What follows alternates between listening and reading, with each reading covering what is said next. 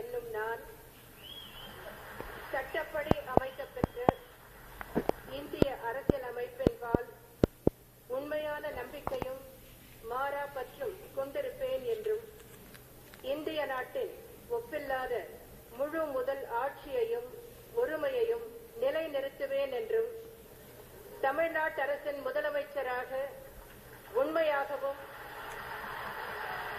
உளச்சான்றின்படியும் என் கடமைகளை நிறைவேற்றுவேன் என்றும் அரசியல் அமைப்பிற்கும் சட்டத்திற்கும் இணங்க அச்சமும் ஒருதலை சார்பும் இன்றி விருப்பு வெறுப்பை விலக்கி பலதரப்பட்ட மக்கள் அனைவருக்கும் நேர்மையானதை செய்வேன் என்றும் ஆண்டவன் மீது ஆணையிட்டு உறுதிமொழிகிறேன்.